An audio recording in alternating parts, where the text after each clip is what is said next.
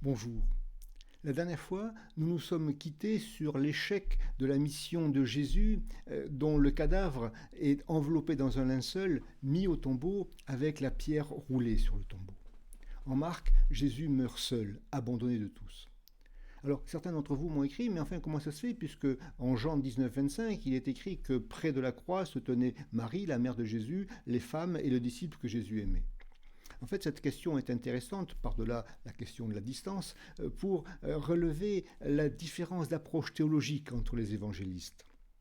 D'une manière générale, Jean est le plus mystique, mais aussi le plus historique en quelque sorte des quatre évangélistes.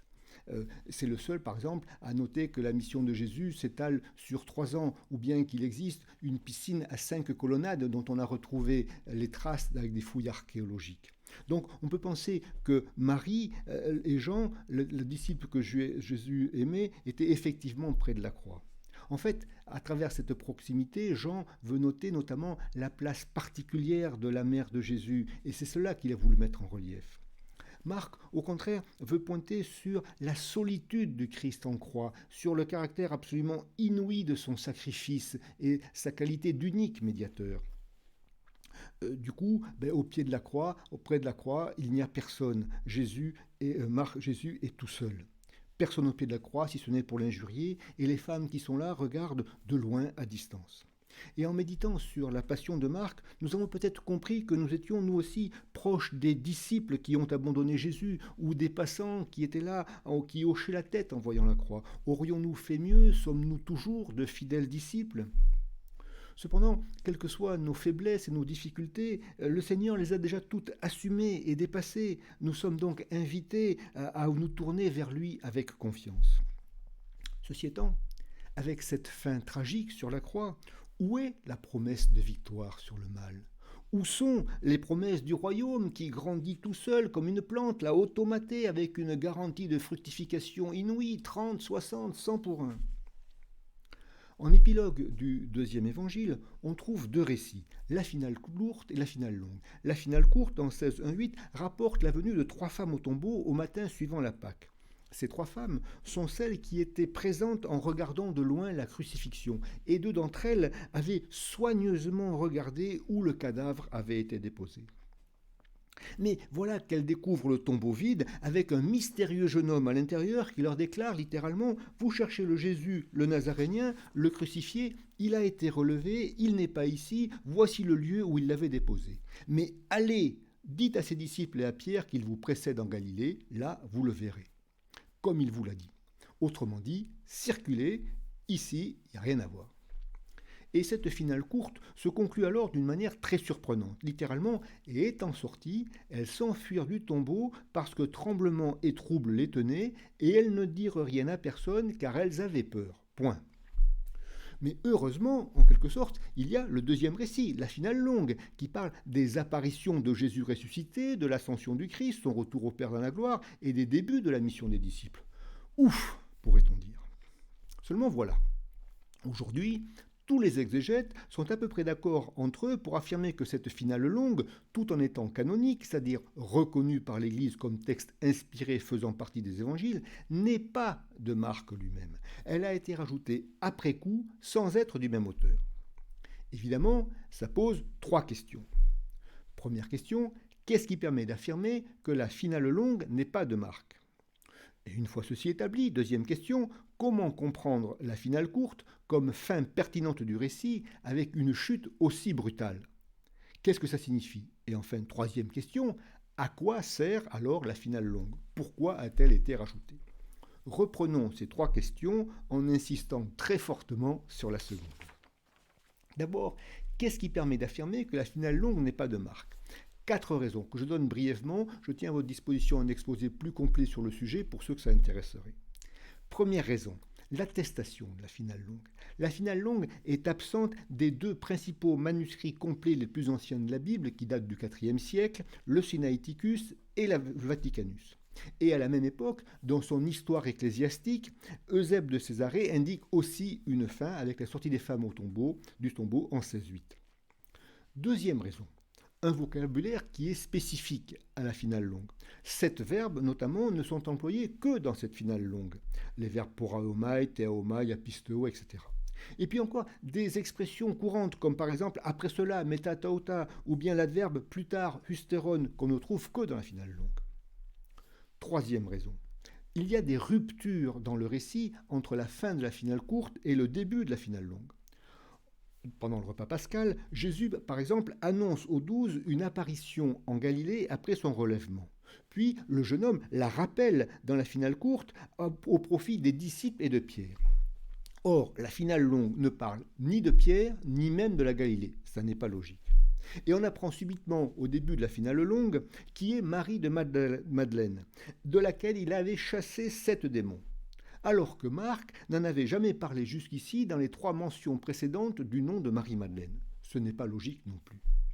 Et enfin, quatrième raison, la finale longue semble dater du IIe siècle. Pour le montrer, je ne prendrai que 2 exemples parmi d'autres. Le verbe apparaître, phaino, qui est utilisé en 16-9 pour parler de l'apparition de Jésus ressuscité à Marie-Madeleine, n'est en fait jamais employé ailleurs avant le IIe siècle avec Saint Justin pour parler de la résurrection. Et de même, la mention du deuil des disciples n'apparaît jamais avant le IIe siècle, or elle est présente en 16-10.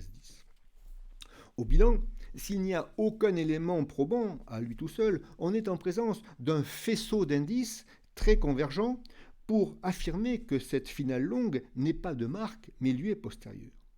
Nous sommes donc renvoyés à l'abrupt de la finale courte avec cette question: peut-on comprendre cette finale courte comme fin pertinente du récit, et si oui, comment? Alors, jetons d'abord un regard d'ensemble sur cette finale courte. Le récit s'ordonne autour d'un point de bascule qui est constitué par la révélation du jeune homme. Le crucifié, il a été relevé. Auparavant, le récit progresse d'abord comme une question à résoudre. Qui nous déroulera la pierre? Et cette question trouve sa solution par un coup de théâtre. La pierre, elle a été déroulée. Ce qui permet au récit de rebondir une première fois avec la découverte du jeune homme dans le tombeau. Elles furent saisies de stupeur, note Marc, et puis d'arriver ainsi au point de bascule. Après le point de bascule, le récit rebondit une deuxième fois avec l'ordre du jeune homme. Allez, dites aux disciples et à Pierre d'aller en Galilée, vous le verrez. Mais il se termine en queue de poisson. C'est ce qu'on appelle une finale suspendue. Les femmes vont-elles finir par parler? Les disciples iront-ils en Galilée? Que verront-ils? Que feront-ils après avoir vu? Face à ces questions, le lecteur se retrouve tout seul, comme désemparé, abandonné brutalement en race campagne, si je puis m'exprimer ainsi, sans aucun appui. Marc serait-il fou? Ou au contraire, est-il un auteur génial et inspiré? Pour le savoir, reprenons cet épisode en l'articulant autour de l'annonce que constitue le point de bascule. Cette annonce est longuement préparée par les 5 premiers versets. En 6.1, dans le premier verset, la mention « le sabbat étant passé » est ambivalente. D'un côté, elle rattache la venue des femmes à ce qui précède. Les femmes sont encore toutes imprégnées du passé vécu avec Jésus et elles sont comme enfermées dans le passé proche de la passion et de la mise au tombeau. 2 éléments témoignent de cet enfermement. Premièrement, les 3 mentions répétées du tombeau au début du chapitre 16, qui relient aux 2 mentions du tombeau à la fin du chapitre 15. Et puis, deuxièmement, l'interrogation rentrée au verset 3, « Qui nous roulera la pierre à l'entrée du tombeau ?» Dit autrement, « Qui désormais pourra nous délivrer du règne de la mort ?» Cette question est a priori sans espoir parce que sans réponse, une fois Jésus à l'état de cadavre dans un tombeau. D'autant plus qu'il faut bien reconnaître que le projet des femmes paraît insensé, parce qu'enfin, aller acheter des aromates au petit matin, un lendemain de sabbat, et pas n'importe quel sabbat, celui de la Pâque, pour aller oindre un cadavre enveloppé de bandelettes, qui est depuis 36 heures dans un tombeau fermé par une pierre énorme, sans savoir comment dérouler la pierre, il faut reconnaître, c'est complètement fou. Ceci étant, d'un autre côté, alors que le récit de la création en Genèse 1 s'étale sur 7 jours en se terminant par l'institution du sabbat, la mention « le sabbat étant passé » indique qu'on est le 8e jour, c'est-à-dire comme le jour d'une nouvelle création. Et puis, indirectement, cette mention prévient aussi qu'on est comme le troisième jour à partir de la mort de Jésus, vendredi, samedi, dimanche, comme on compterait maintenant. Or, par 3 fois, Jésus a lui-même annoncé son relèvement après 3 jours en utilisant le verbe relever, anistémie. Par conséquent, la mention le sabbat étant passé est ambivalente. D'autant plus que Marc présente la venue des femmes au tombeau dans une tonalité très positive, avec un luxe de mentions temporelles qui chacune mériterait un commentaire. Tôt le matin, le premier jour de la semaine, le soleil étant levé, on croirait que ces femmes sont parties en promenade un matin de printemps. Et ces indications tranchent avec l'atmosphère lugubre de la mise au tombeau. Manifestement, il y a quelque chose de nouveau qui se prépare, quelque chose de lumineux. D'ailleurs, leur projet a beau être insensé, tout se passe comme si elles étaient mystérieusement poussées à l'accomplir. Mais voilà que les femmes commencent à sortir de leur enfermement en levant les yeux. Et là, coup de théâtre. Littéralement, déroulée a été la pierre. Apokekulistai holitos. Or, cette pierre était littéralement méga extrêmement, précise immédiatement Marc, ce qui suppose que la déroulée dépassait leur capacité réunie. De plus, dans le verbe texte grec, le verbe dérouler est mis en exergue en étant conjugué à la fois à la voix passive d'une part et dans un temps grammatical grec qui s'appelle le parfait d'autre part. Apokekulistai. Premier point, la voix passive. Sans précision de Marc sur l'auteur de cette action, la voix passive suggère une intervention divine. C'est ce qu'on appelle un passif divin. C'est Dieu qui, d'une manière ou d'une autre, est à l'origine de cette ouverture du tombeau. Deuxième point. En grec, le parfait indique une action passée qui continue à produire ses effets dans le présent. Par conséquent, la pierre est désormais déroulée, définitivement déroulée. Ainsi, sans qu'il s'en doute, le lecteur est comme préparé à faire ce qui va suivre. Dieu fait du neuf. Le tombeau est ouvert, la mort n'aura plus jamais le dernier mot. Ratifiée par la croix, la mise en œuvre concrète de la nouvelle alliance dans le cadre d'une nouvelle création est ainsi discrètement annoncée. Mais n'anticipons pas et entrons dans le tombeau avec les femmes. Dans le tombeau, il y a un mystérieux jeune homme, vêtu de blanc, qui est littéralement assis aux droites, autant d'éléments qui indiquent son origine céleste. D'autant plus que ce jeune homme semble tout connaître. Il sait d'avance ce que cherchent les femmes, il connaît l'existence des disciples de Pierre, et il va même jusqu'à citer des paroles de Jésus, alors que manifestement, il n'assistait pas au repas pascal. D'un autre côté, cependant, il n'est manifestement qu'un messager. D'ailleurs, il ne dit rien sur lui-même, ni rien de lui-même. Au contraire, il s'efface devant la parole de Jésus, comme il vous l'a dit. Mais sans insister plus avant sur ce jeune homme, malheureusement, venons-en directement à la partie de son message qui fait basculer le récit. Le crucifié, il a été relevé. Le crucifié, il a été relevé. Littéralement, en grec, ton estoromenon et gerte. 2 points. Premier point. Cette expression a un lien direct avec la reconnaissance de Jésus comme fils de Dieu. Dans tout le récit, en dehors des 2 théophanies, pendant le baptême de Jésus d'une part, et pendant la transfiguration d'autre part, tu es mon fils bien-aimé, Dieu se tait. Jésus agit seul. Or, à vue humaine, en se terminant par une mort infamante sur la croix, comme on l'a vu, sa mission est un échec cinglant. Dieu même semble l'avoir abandonné, rappelez-vous. Mais la résurrection vient bouleverser cette perspective. En dépit de cet échec apparent, elle apparaît comme une double confirmation par Dieu lui-même, d'abord de la justesse de l'action de Jésus d'une part, et puis de sa divinité d'autre part. Il est bien le Fils bien-aimé, le Fils éternel du Père, le Fils de Dieu. Avec la résurrection, la divinité de Jésus est ainsi en quelque sorte confirmée par Dieu. La croix n'était donc pas un accident de parcours, elle entrait bien dans le projet de Dieu. Rappelez-vous la première annonce de la Passion en 831, il faut que le Fils de l'homme soit rejeté. Et puis la prophétie de la pierre rejetée qui est devenue pierre d'angle. Et puis les 4 chants du serviteur souffrant en Isaïe. C'est bien sur la croix que se manifeste de manière paradoxale la royauté et la divinité de Jésus. Mais encore faut-il que cette résurrection soit reconnue par les hommes pour que la divinité de Jésus soit elle aussi reconnue du même coup par eux. Par conséquent, ce qui est en jeu à travers cette annonce, c'est la reconnaissance de la divinité de Jésus comme Fils de Dieu par les hommes, telle qu'elle a été annoncée par le premier verset du prologue, commencement de l'évangile de Jésus, Christ et Fils de Dieu, et telle qu'elle a été affirmée par Dieu lui-même. Ce point est d'autant plus important que, pour admirable qu'elle soit, la reconnaissance de la divinité de Jésus par le centurion au pied de la croix est en réalité ambiguë, parce qu'elle est imparfaite également. D'un côté, elle est imparfaite parce qu'elle est à l'imparfait précisément. Cet homme était fils de Dieu. Or, une chose est de dire devant un cadavre pendu au gibet, cet homme était fils de Dieu, une autre de confesser devant ce même cadavre, cet homme est le fils de Dieu, au présent. Et puis, d'un autre côté, elle est ambiguë pour deux raisons. D'abord, parce qu'elle est sans article. Or, là encore, une chose est de dire cet homme était fils de Dieu, une autre de confesser cet homme est le fils de Dieu. Et puis, l'appellation fils de Dieu peut elle-même être ambiguë. En Deutéronome 32 ou dans le psaume 29, les enfants d'Israël aussi sont appelés fils de Dieu. De même, le juste en sagesse de 18.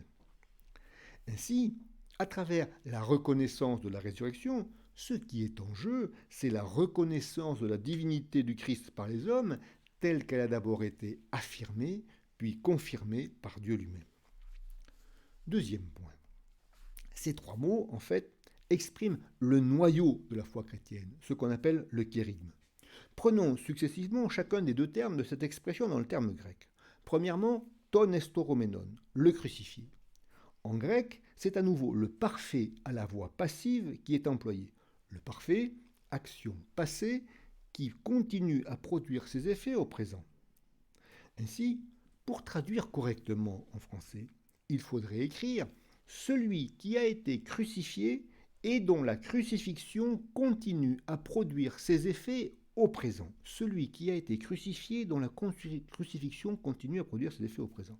Le lecteur est ainsi renvoyé à 10,45.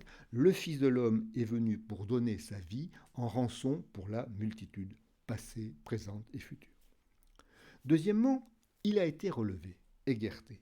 Alors là, non seulement le verbe est aussi à la voix passive, mais le temps grammatical grec qui est employé s'appelle laoriste. Or, en grec, laoriste indique une action ponctuelle passée qui est terminée.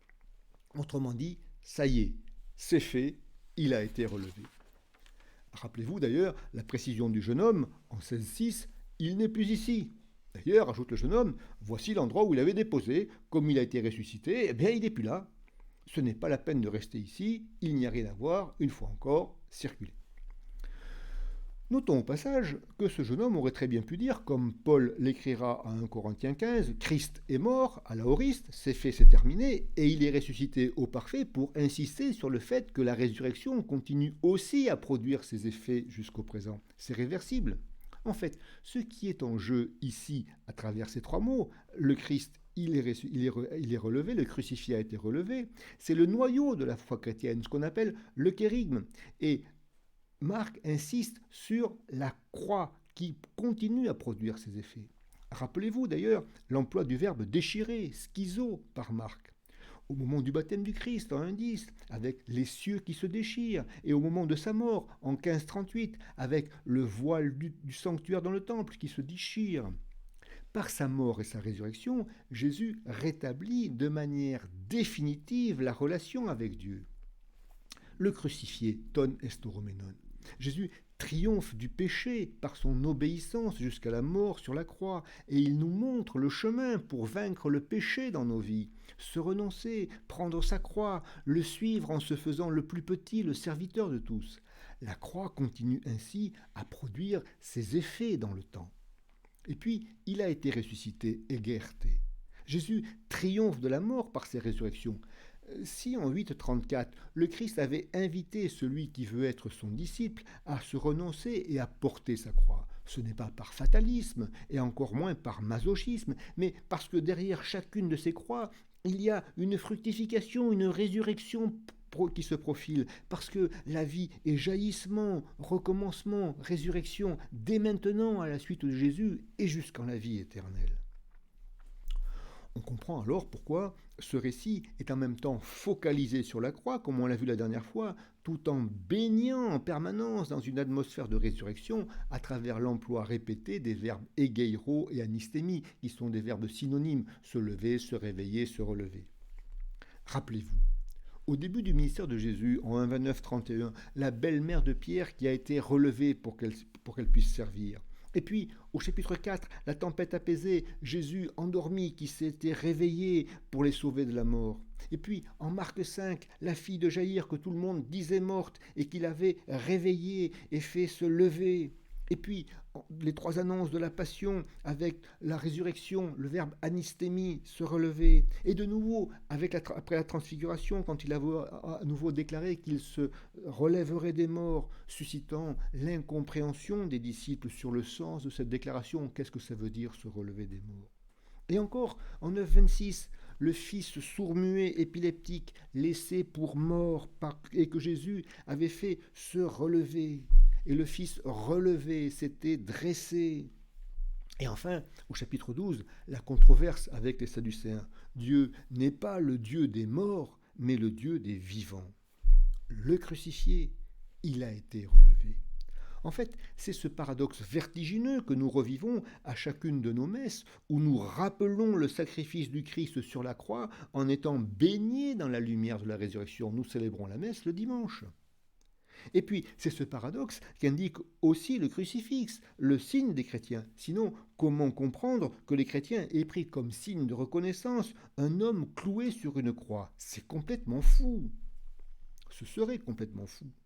Et puis, c'est ce paradoxe, enfin, qui souvent est au cœur de nos vies. Ce qui se présente à nous souvent, d'une manière ou d'une autre, c'est la croix. Mais ce que nous sommes appelés à vivre au milieu de ces épreuves, c'est la résurrection du cœur de nos épreuves à la suite de Jésus mort et ressuscité. Mais il faut reconnaître qu'apprendre à vivre ce paradoxe suppose un travail de conversion en profondeur qui est sans cesse à reprendre tout au long de notre vie. Convertissez-vous, dit Jésus dans sa proclamation initiale. Ceci étant, dans le récit de Marc, comme dans tous les autres évangiles, la résurrection elle-même est extérieure au récit. Pourquoi ? Mais tout simplement parce que l'événement résurrection lui-même demeure inatteignable, dans la mesure où il s'agit à la fois d'un événement historique et transhistorique qui est au-delà de l'histoire. C'est un événement historique d'abord parce que la résurrection a bien eu lieu à un moment et dans un lieu donné. Mais c'est un événement transhistorique, au-delà de toute l'histoire également, car elle est l'œuvre de Dieu. C'est aussi ce qu'indique le passif divin « il a été relevé, egerte ». La résurrection a pour objet l'entrée de Jésus dans le monde divin avec son corps glorieux, en dehors du temps et de l'espace. Or, cette entrée ne nous est pas accessible, elle dépasse l'entendement humain. Et comme Jésus ressuscité vit désormais avec son corps glorifié, il est nécessaire de le reconnaître. C'est ce que montre Luc, par exemple, dans l'épisode des disciples d'Emmaüs, en Luc 24, ou Jean, avec l'épisode de Marie-Madeleine qui prend Jésus ressuscité pour un jardinier, en Jean 20. Et ici, en Marc, c'est l'enjeu de l'ordre du jeune homme. Allez en Galilée, là, vous le verrez. Seulement voilà, dans la perspective d'une fin du récit initial de Marc en 16:8, ce qu'il y a de spécifique et de très étonnant, c'est qu'il n'y a aucun épisode qui rapporte une apparition de Jésus ressuscité. On a donc un récit de résurrection sans résurrection et sans apparition de Jésus ressuscité. Il y a juste cette promesse de rencontre future en Galilée, c'est-à-dire en dehors du récit, une fois encore.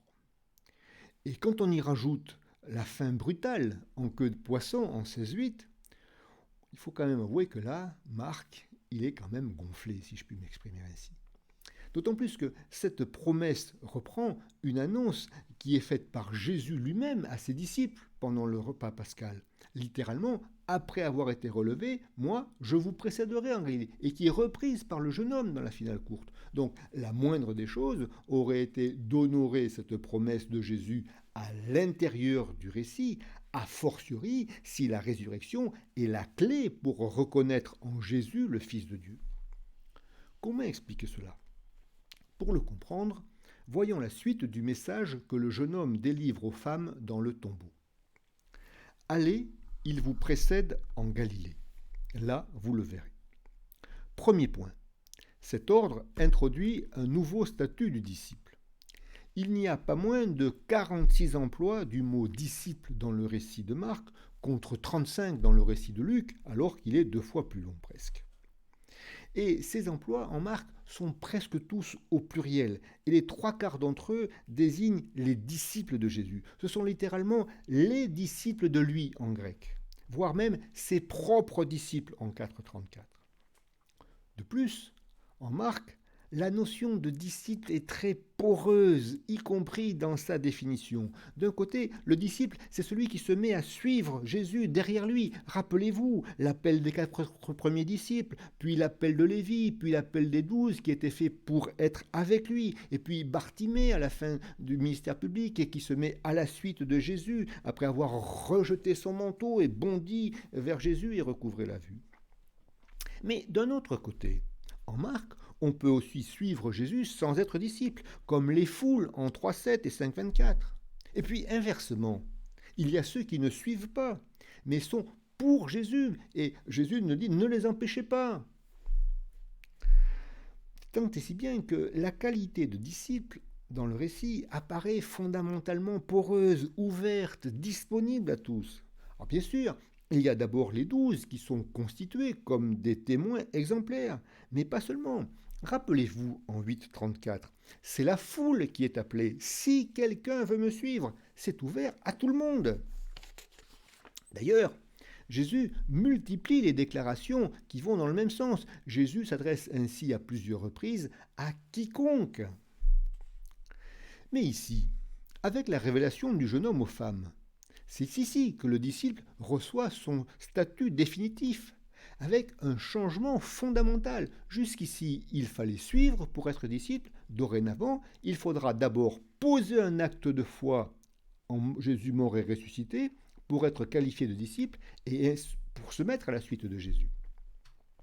En dépit de leur réaction en 16,8, sur laquelle nous allons revenir à la sortie du tombeau, il faut d'abord admettre que les femmes ont finalement cru à la parole du jeune homme et qu'elles ont fini par parler. L'existence même d'un récit par Marc de leur sortie du tombeau en est la preuve, puisque Marc est le premier et par conséquent le seul récit existant à son époque.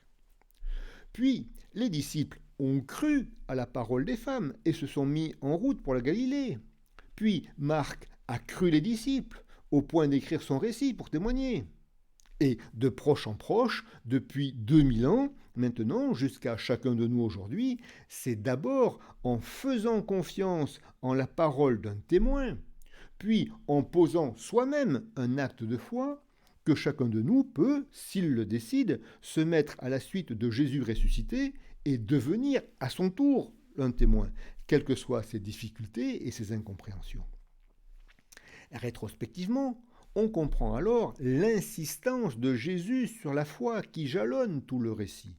Rappelons juste la mention de la foi des porteurs du paralytique au chapitre 2, l'exhortation faite à Jaïr qui vient d'apprendre que sa fille est morte, ne crains pas, crois seulement, et puis les 2 déclarations, ta foi t'a sauvé, d'abord à la femme hémorroïs, puis à Bartimée. Et puis la prière poignante du père de l'enfant épileptique, je crois, mais viens au secours de mon manque de foi. Et puis l'exhortation à avoir la foi au chapitre 11, ayez foi en Dieu. Et enfin, inversement, le reproche fait aux disciples après l'épisode de la tempête apaisée. Comment n'avez-vous pas de foi? Ainsi que l'étonnement devant le manque de foi des gens de sa patrie au début du chapitre 6. Avec comme chapeau la proclamation initiale de Jésus, croyez à l'Évangile. Cette insistance est une invitation qui est faite au lecteur pour qu'il pose lui-même un acte de foi dans la parole qui lui est transmise par un autre. Le crucifié, il a été relevé. On commence à comprendre alors pourquoi Marc n'a pas inséré de récit d'apparition de Jésus ressuscité dans le récit qu'il a même lui-même composé. Pour devenir disciple, les apparitions de Jésus ressuscité ne sont pas plus accessibles aux chrétiens de la deuxième génération et a fortiori pas aux lecteurs des évangiles, de l'évangile des générations suivantes auxquelles s'adresse Marc. Il ne reste plus que le témoignage. Un témoignage qui s'appuie sur la foi et qui doit fonder la foi pour devenir à son tour témoin. C'est le mouvement dont parlera Paul dans la deuxième lettre à Timothée au chapitre 2 verset 2 qui dure ainsi depuis 2000 ans. Dit autrement, Marc prend son lecteur au sérieux. Il lui demande de parcourir le même chemin que lui, Marc, a déjà fait et avec les mêmes moyens que lui.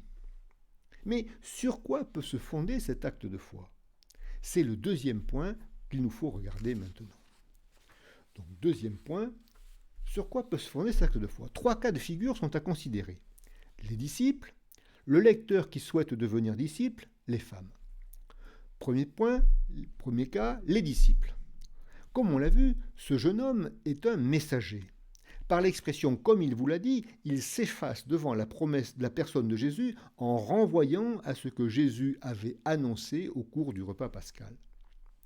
Ceci étant, seuls les 12 ont assisté au repas pascal. Par conséquent, formellement, le « comme il vous l'a dit » ne peut que s'adresser à eux.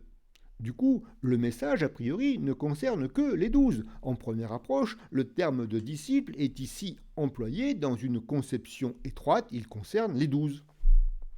Dans cette perspective, au cours du repas pascal, en plus de l'annonce que l'un des 12 le livrera, Jésus avait fait aux 12 4 autres prédictions en même temps. Deuxième prédiction, vous allez tous tomber. Troisième prédiction, mais après m'être relevé. Quatrième prédiction, je vous précéderai en Galilée. Et cinquième prédiction à Pierre, 3 fois tu me renieras. Or, sur ces 5 prédictions, les 12 savent que 3 se sont déjà réalisées. La première, la livraison de Judas, la seconde, la chute générale, l'abandonnant et s'enfuir tous, et la cinquième, avec le reniement de Pierre. De plus, ils ont pu constater que la condamnation du figuier stérile prononcée au chapitre 11 s'était réalisée quelques versets plus tard. Et ils peuvent également se rappeler que si Jésus avait prédit par 3 fois sa passion, dont la dernière à leur seul profit, avec des précisions sur les outrages qui toutes se réaliseront, il y avait à chaque fois associé la mention de son relèvement avec le verbe anistémie. Par conséquent, pour les 12, la parole de Jésus est crédible. Dès que les femmes leur auront délivré le message après avoir surmonté leur peur, cette crédibilité ne peut que les inciter, 1. À croire que la troisième prédiction s'est aussi réalisée. Jésus est ressuscité comme il l'avait annoncé, et par conséquent à obéir en partant en Galilée pour voir se réaliser la 4e prédiction. D'autant plus qu'à 2 reprises, au chapitre 11 et au chapitre 14, Marc a souligné que Pierre s'est rappelé les prédictions faites par Jésus au moment où il pouvait vérifier leur réalisation. Tout indique donc qu'ici, il saura aussi se souvenir, croire, obéir et entraîner les 12 avec lui en Galilée. Mais allons plus loin. En première approche, formellement, on l'a vu, le message à transmettre ne s'adresse qu'aux 12. Mais dans tout le récit, comme je viens de le dire, le terme de disciple est poreux. Et le message du jeune homme joue sur cette porosité. Dans la mesure où il a compris que tout le monde est invité, 1. À devenir disciple, 2. À poser le même acte de foi que celui qui a conduit Marc à écrire ce récit. Le lecteur est ainsi poussé à se sentir concerné lui aussi par ce vous, par ce message du jeune homme. Qu'en est-il alors du jeune homme, du lecteur qui souhaite devenir disciple? Donc, le cas du lecteur qui souhaite devenir disciple. Concernant les 5 prédictions faites par Jésus lors de la scène, le lecteur dispose des mêmes informations que les 12. Mais il dispose aussi d'informations supplémentaires. Il peut constater que la destruction du temple annoncée au début du chapitre 13 a effectivement eu lieu. Il peut immédiatement vérifier l'accomplissement de la parole de Jésus après l'onction de Béthanie. Partout où est proclamé l'évangile dans le monde, on fait mémoire de ce geste. Et il est obligé d'admettre que les femmes ont fini par parler et qu'elles ont été crues, puisqu'il peut lire ce récit.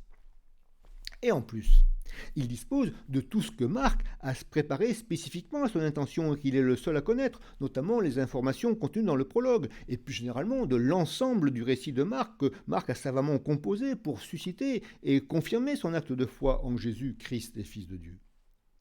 Par conséquent, le lecteur est incité, lui aussi, d'abord, comme je viens de le dire, à croire que la 4e prédiction s'est aussi réalisée. Les 12 sont allés en Galilée, ils ont effectivement vu le Seigneur ressuscité, et ils ont transmis à leur tour la bonne nouvelle, et ils ont été crus.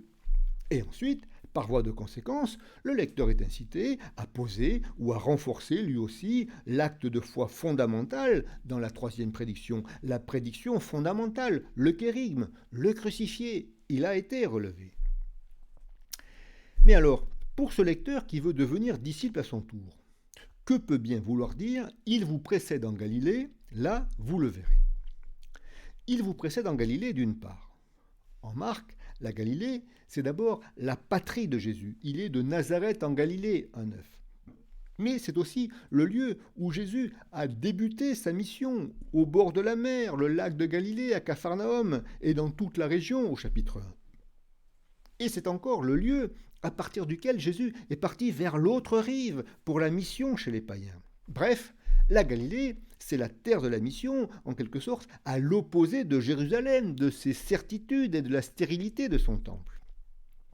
Dans ce contexte, pour tout homme désireux de suivre Jésus, la Galilée apparaît d'abord comme le lieu où il est invité lui-même à prendre sa croix pour suivre Jésus et en témoigner. C'est donc finalement toute la vie de celui qui veut devenir disciple qui est sa Galilée. C'est là où Jésus le précède et où il le verra, entre guillemets. Comment le comprendre ?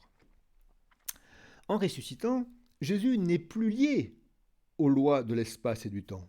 Et si on s'en tient au récit, 3 modes nouveaux de présence sont évoqués. Le premier est celui de sa parole, la parole. Le deuxième est celui de la présence eucharistique, conformément au récit de la scène au chapitre 14.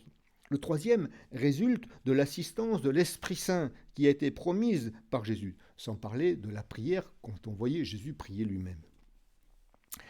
Le point commun entre ces 3 modes est la confession de foi préalable qu'il suppose dans la résurrection pour reconnaître Jésus comme étant le Fils de Dieu et pouvoir ainsi le voir, entre guillemets, et le suivre. Car Jésus ressuscité est toujours celui qui nous précède dans notre Galilée par sa parole et par l'action de l'Esprit. Dans cette perspective, on comprend encore mieux alors non seulement pourquoi il n'y a pas d'apparition de Jésus ressuscité, mais pourquoi le récit se termine en finale suspendue. De toute manière, le lecteur est en dehors du récit. Il n'a pas plus accès à ces apparitions qu'il avait accès à la résurrection elle-même. Dès lors, pour Marc, c'est uniquement à partir d'un témoignage appuyé sur le récit évangélique d'une part, et sans avoir fait lui-même l'expérience des apparitions de Jésus ressuscité d'autre part, que le lecteur peut poser un acte de foi et engager toute sa vie à la suite de Jésus. C'est pourquoi Marc conduit en quelque sorte son lecteur au seuil de cet acte de foi en l'incitant de toutes ses forces à le poser comme s'il le plaçait sur une rampe de lancement ou au bord d'une falaise. Au lecteur ensuite de faire ou non le saut de la foi pour devenir témoin à son tour. Après un récit centré sur Jésus, puis un premier déplacement d'attention vers les femmes et Joseph d'Arimathie avec la mise au tombeau à partir du chapitre 15, verset 40, puis un second déplacement avec la finale courte en direction des femmes allant au tombeau. Paradoxalement, arrivé à la fin du récit, c'est le lecteur qui, en quelque sorte, devient le protagoniste principal du récit. Dit autrement, est-ce que moi aussi, je ferai le saut de la foi pour faire l'expérience concrète de cette réalité inouïe. Le Christ ressuscité est toujours celui qui me précède dans ma Galilée et devenir témoin à mon tour.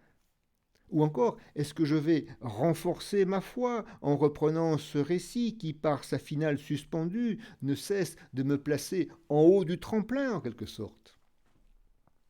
C'est dans cette perspective que nous pouvons revenir sur la situation particulière des femmes pour éclairer la chute brutale du récit. Considérons d'abord la réaction des femmes en entrant dans le tombeau. La violence de ce qu'elles ressentent a quelque chose d'intraduisible. Elles furent saisies de stupeur, écrit Marc. Littéralement, eke tambetesan. C'est le verbe tambéo qui traduit la stupeur et qui a déjà été utilisé pour traduire la stupeur de ceux qui assistaient dans la synagogue d'à Capharnaüm au début du chapitre 1, en 27, quand Jésus a chassé l'esprit impur. Ils furent frappés de stupeur. Mais ici, Marc décuple la force de cette stupeur en accolant au verbe tambéo la préposition ek, qui indique un mouvement de sortie hors d'eux.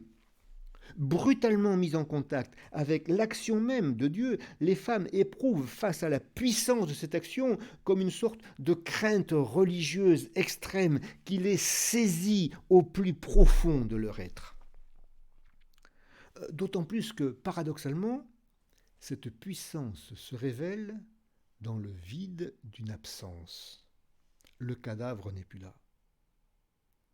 On comprend alors que la première réaction du mystérieux jeune homme soit pour les rassurer en les rejoignant au cœur même de ce qu'elles éprouvent, dans la grande tradition des manifestations surnaturelles dans la Bible, depuis Abraham jusqu'à Paul, en passant par l'Annonciation. N'ayez pas peur, ne soyez pas pris, ne soyez pas prises de stupeur, n'ayez pas peur. C'est dans cette perspective qu'il faut considérer leur réaction à la sortie du tombeau. Pour cela, notons d'abord qu'à la différence des 12 et a fortiori du lecteur, les femmes disposent uniquement de la parole du jeune homme pour fonder leur acte de foi, puisqu'elles n'assistaient pas au repas pascal, au cours duquel Jésus a fait 5 prédictions, dont celle qui les précéderait en Galilée après son relèvement.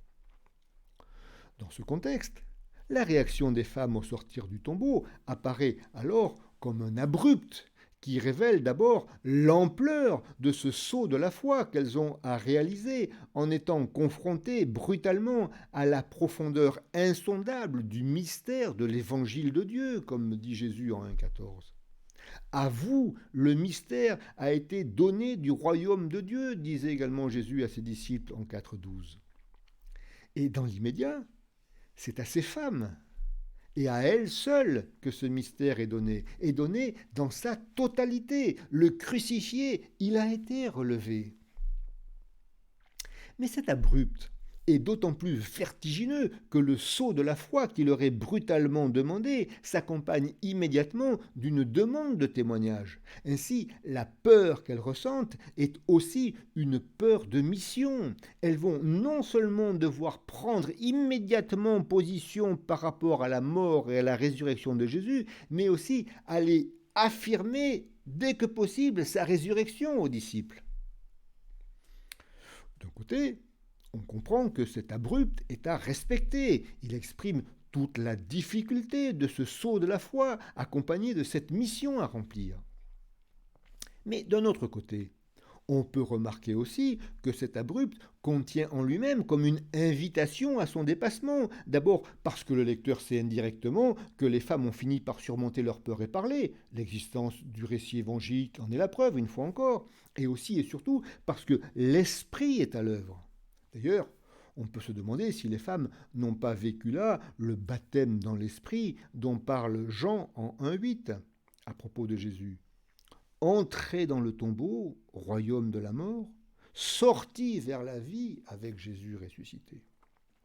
D'ailleurs, les mots employés par Marc dans la finale courte en 16,8 pour parler de la sortie des femmes ne sont pas aussi négatifs qu'il y paraît au premier abord. Non seulement ce qu'elles ressentent est humainement compréhensible, mais l'expression employée par Marc, littéralement l'étonné tremblement et trouble, extasis, éveille l'attention, par exemple. Notamment le trouble, l'extasis, qui est un mot complexe et ambivalent. D'un côté, en négatif, c'est vrai qu'il désigne, en Genèse 27, la stupeur d'Isaac qui découvre que Jacob a usurpé la bénédiction. Mais de l'autre, en positif, il renvoie d'abord au trouble dans lequel Dieu plonge Adam en Genèse 2 avant la création d'Ève. C'est que du bonheur. Et puis au trouble dans lequel Dieu plonge Abraham en Genèse 15 au moment de conclure l'alliance avec lui, avec littéralement ce verset extraordinaire. Vers le coucher du soleil, Abraham tomba en trouble, en extasis, et une terreur profonde, pleine de ténèbres, s'empara de lui. Pourtant, la conclusion de l'alliance est un événement très positif. Et en Marc, le seul autre emploi de ce mot, trouble, extasis, est en 5,42 pour caractériser la réaction éprouvée devant la résurrection de la fille de Jaïr. Littéralement, ils furent hors d'eux-mêmes saisis d'un grand trouble, une grande extasis. Pourtant, c'était très positif. Ainsi, la réaction des femmes en 16,8 est ambivalente. D'un côté, elle traduit un abrupt indéniable qui place le lecteur au même rang que ces femmes, et de l'autre, il s'agit d'un échec apparent qui contient en lui-même un appel à son propre dépassement, et le lecteur sait que ce dépassement a lieu dans un au-delà du récit dans lequel il est lui-même situé. À ce stade de la réflexion, il est permis de formuler une hypothèse. Et si finalement Marc invitait le lecteur à suivre l'exemple de ces femmes qui ont su dépasser leur peur pour faire le saut de la foi et témoigner de cette réalité inouïe, le crucifié, il a été relevé. En 1541, juste avant la mise au tombeau, Marc écrit à propos des femmes et de Jésus qu'elles le suivaient, le servaient en étant montées avec lui à Jérusalem. Par conséquent, ces femmes ont réalisé tout ce qui était demandé aux disciples pendant le récit, là où les 12 ont échoué, rappelez-vous, 10 lâches, un traître, un renégat. Elles l'ont suivi d'abord, c'est ce qui était demandé depuis le début du récit, et elles l'ont suivi jusqu'à la croix, en étant montées avec lui à Jérusalem, contrairement aux 12 qui n'ont pas su surmonter la peur exprimée à l'annonce du but du chemin en 10, 32, 33. Voyez comme Marc a mis l'expression de cette peur en inclusion entre les deux mentions de « nous montons à Jérusalem ». Les femmes, elles, sont au Golgotha, alors que ce sont les 12 qui auraient dû y être. Et puis surtout, elles l'ont servi, comme la belle-mère de Pierre, au chapitre 1, relevée de sa fièvre pour qu'elle puisse servir. Et puis, comme les anges qui servaient Jésus au désert en 1,13. Et puis surtout, comme Jésus qui déclare en 10,45 qu'il n'est pas venu pour être servi, mais pour servir. Avec les femmes au tombeau, on a là le 4e lieu d'emploi du verbe servir. Les femmes servent comme la belle-mère, comme les anges et comme Jésus. Dès lors, comme ces femmes, face au sceau de la foi et aux exigences du témoignage, je peux d'abord éprouver légitimement crainte, trouble, tremblement. Mais comme elles, cependant, je suis invité à les dépasser en effectuant moi-même ce saut de la foi ou en le confortant, appuyé notamment sur la reprise de tout le récit qui précède. Oui, Jésus est le Christ, le Fils unique et bien-aimé de Dieu. Celui dont l'autorité s'exerce à la fois sur le monde matériel, la tempête apaisée, la marche sur les eaux, sur le monde spirituel, les esprits impurs chassés, aussi bien en milieu juif dans la synagogue qu'en milieu païen avec le démoniaque gérasénien, et sur la vie humaine avec la résurrection de Jaïr et les gestes de puissance qui jalonnent tout le récit.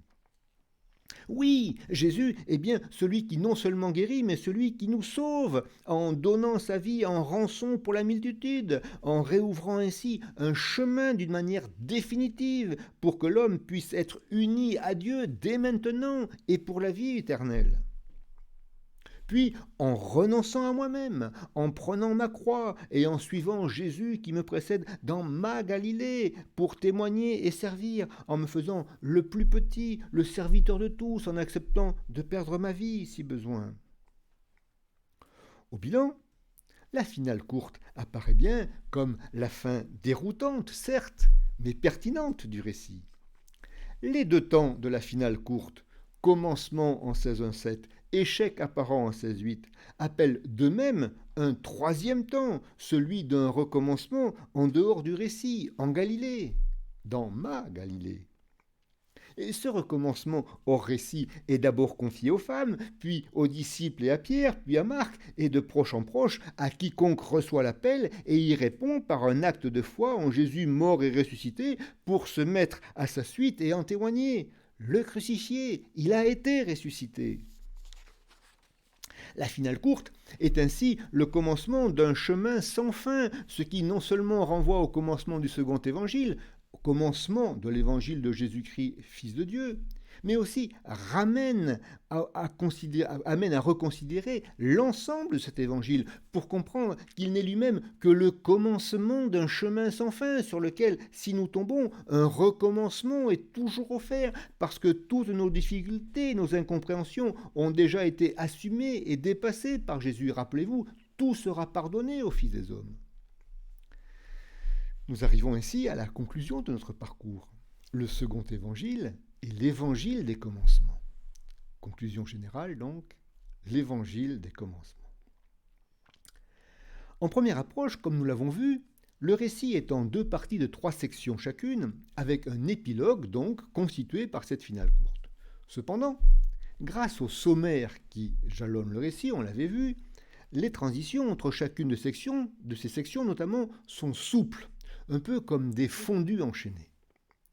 De plus, on a vu aussi la dernière fois que le récit était focalisé sur la croix et son échec apparent, avec un sentiment d'urgence qui parcourt tout le ministère public de Jésus jusqu'à son entrée à Jérusalem. Et puis, à partir de Marc 11, le temps qui semble se ralentir et se concentrer sur l'heure qui est venue en 1441, c'est le temps, le kairos annoncé par Jésus dans sa proclamation initiale en 1.15. Le récit se présente ainsi globalement comme un seul commencement qui se précipite vers un échec apparent, la croix.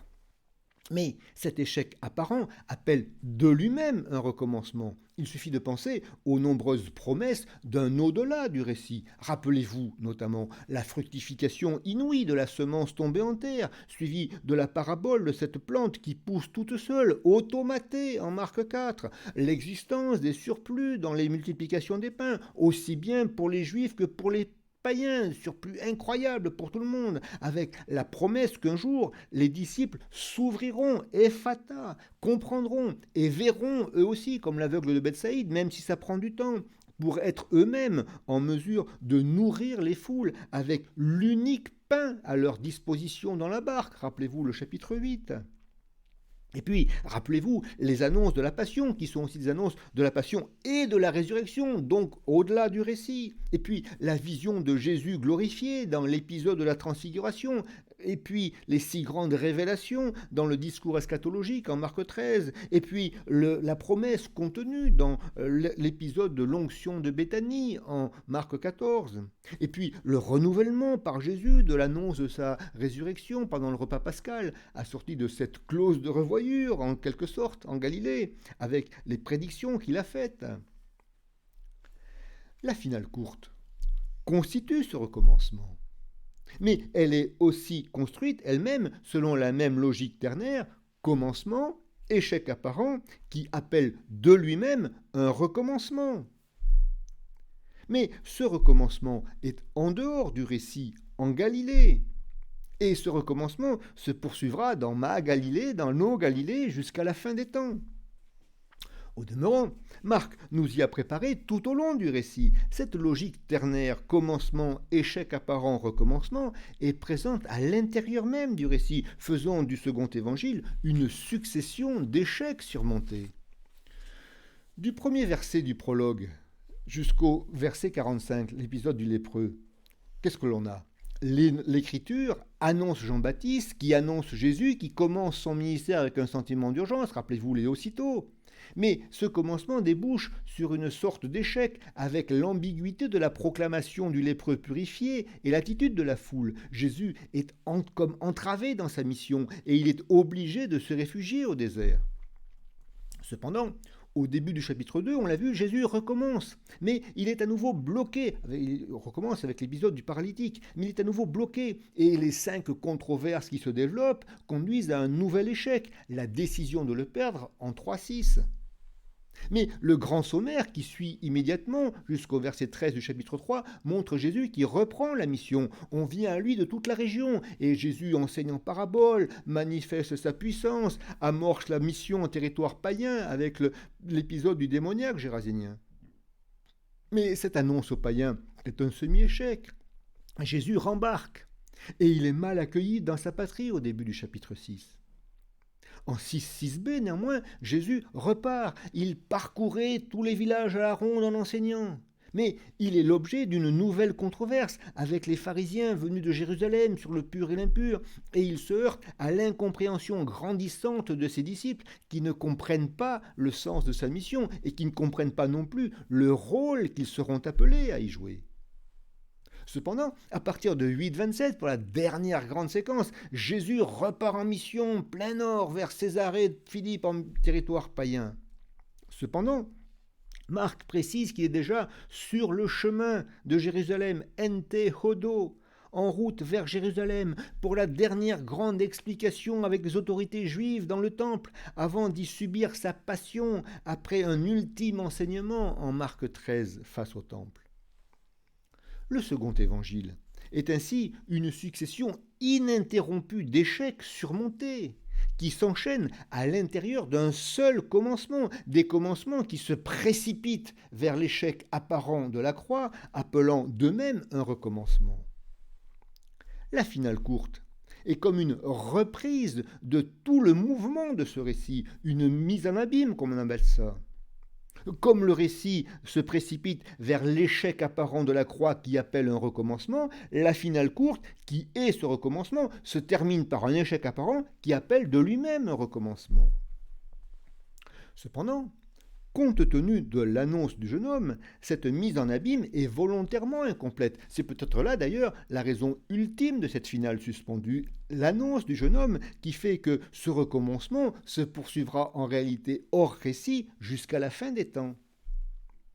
L'évangile de Marc peut ainsi être qualifié d'évangile des commencements, de commencement en commencement, jusqu'à des commencements qui n'auront pas de fin, selon la formule de saint Grégoire de Nice.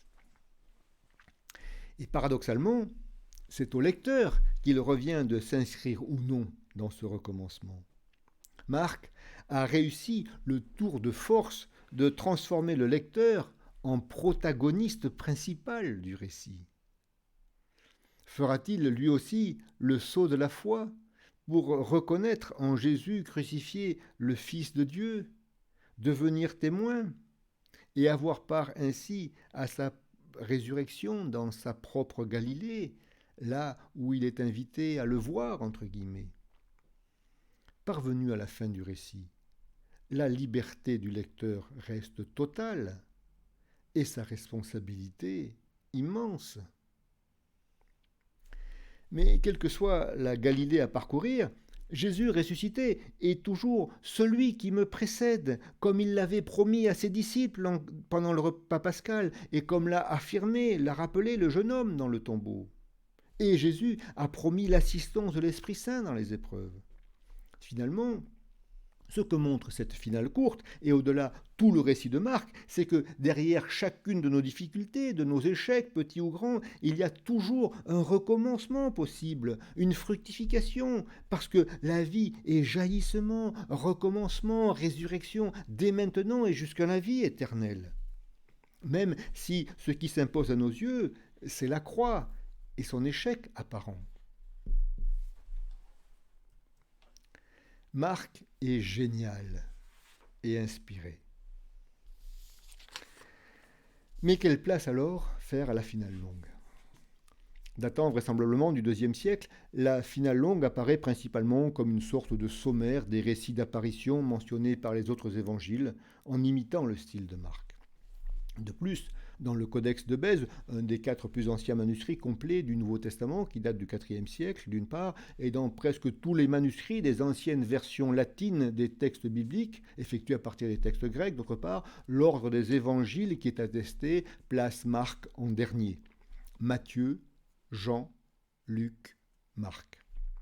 Cet ordre, qui est peut-être le plus ancien, Matthieu, Jean, Luc, Marc, incite à penser que la finale longue a été composée pour clôturer le corpus des 4 évangiles lorsqu'ils ont été réunis dans cet ordre, Matthieu, Jean, Luc, Marc, contribuant ainsi en outre à reconnaître comme canonique et inspiré le texte de départ de Marc en dépit de sa fin déroutante.